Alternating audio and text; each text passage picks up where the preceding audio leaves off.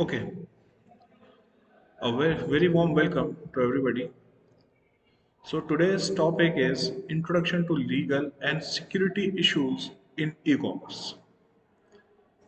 It is taken from MBA first semester from the subject of IT and e-business fundamentals. So let's start with the topic.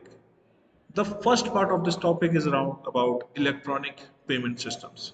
So we are all having our electronic wallets with us. We are having our UPI systems with us. We are having a lot of system through which we can make payments.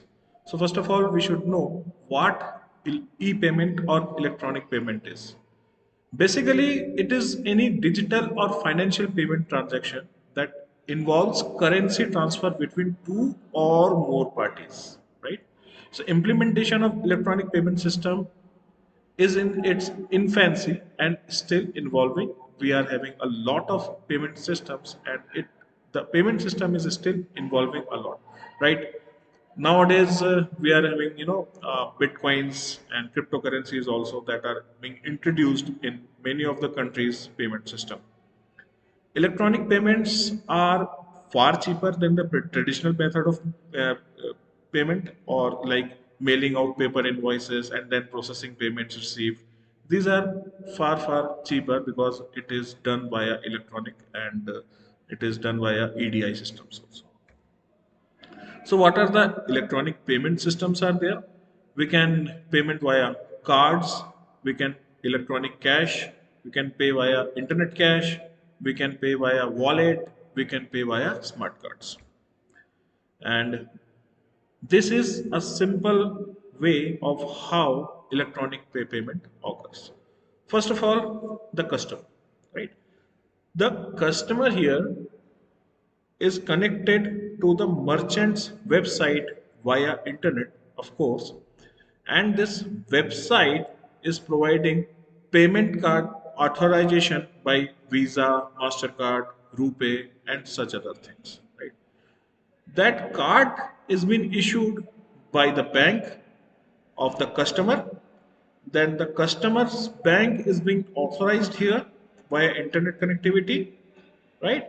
There is automatic clearing house network that clears the amount to merchants bank. So it basically what it is doing, that ACH network or automatic clearing house is taking money from the customer's accounts bank, and it is transferred to the merchant's bank account. So in this way the electronic payment system generally works. What is electronic cash?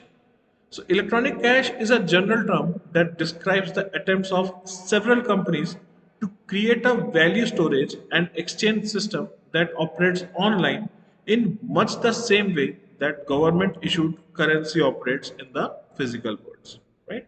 So, what are the things like? We have physical money, we have electronic cash. Electronic cash is there where we use internet to deposit or take cash from each other, or but there are few concerns about electronic payment issues. The first and foremost concern is privacy. Obviously, the privacy has to be a big concern in case of electronic cash or electronic payment system.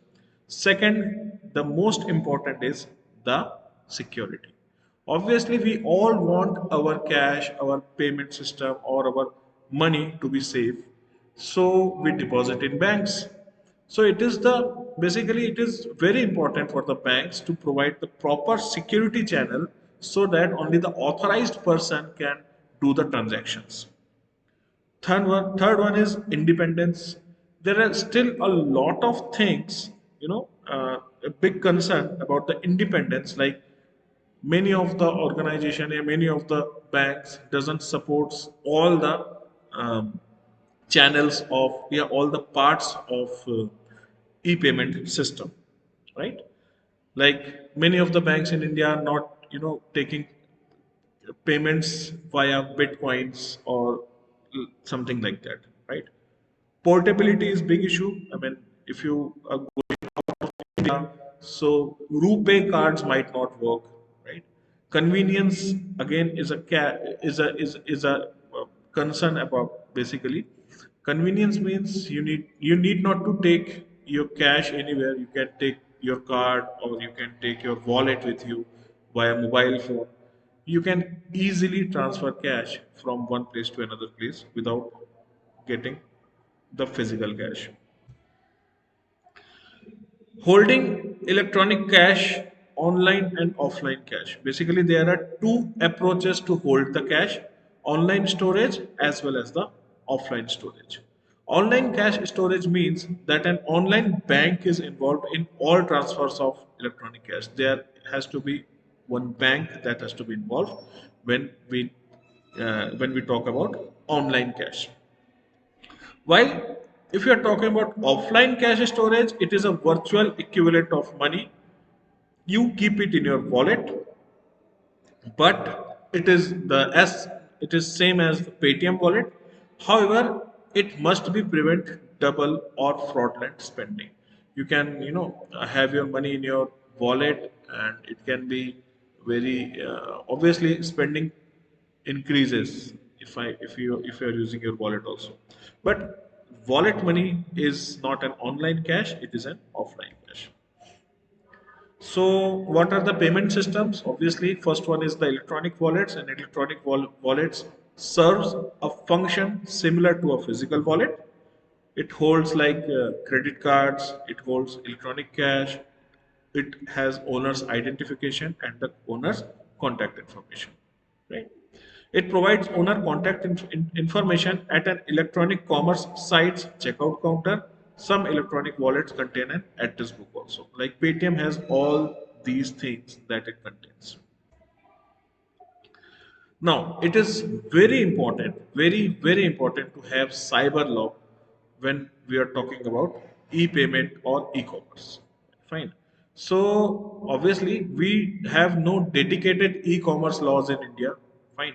However, the Information Technology Act 2000, IT Act 2000, which is the only cyber law in India that is regulating the e-commerce business and transactions in India.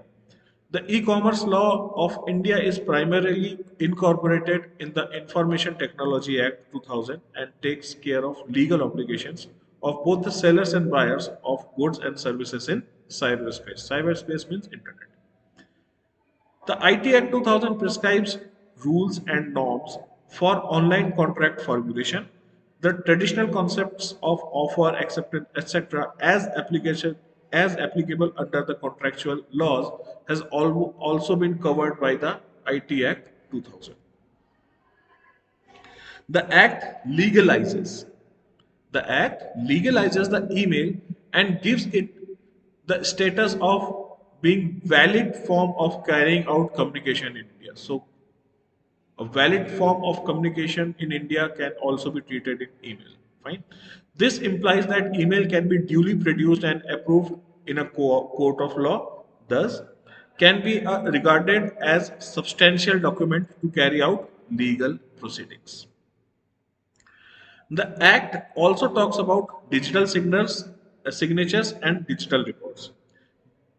These have been also awarded the status of being legal and valid means and can form strong basis for launching litigation in a court of law. It invites the corporate companies in the business of being certifying authorities for issuing digital secure signatures and certificates. So online certificates are there, online digital uh, copies are there, right? Those are all digitally signed, right? So digital signatures are again an important document that has been given the status of being legal document in India. Issues of trademarks and domain name. It's very important. Among the most common disputes that arise in the context of domain name resolves around trademark protection. A trademark is an identifying name of symbol that allows consumer to identify the provider of particular goods and services. A domain name could potentially infringe of an existing trademark or actually become a company's trademark in certain situations. Certain laws have been enacted or ordered to protect trademark owners from people who attempt to infringe onto their rights. So for example, Anti-Cyber Squatting Consumer Protection Act in 1999 provides company, the individual, certain legal remedies who obtain domain names in bad faith that are the same or the common misspelling of existing trademarks. So in India, this has to be taken care of by IT Act 2000 only.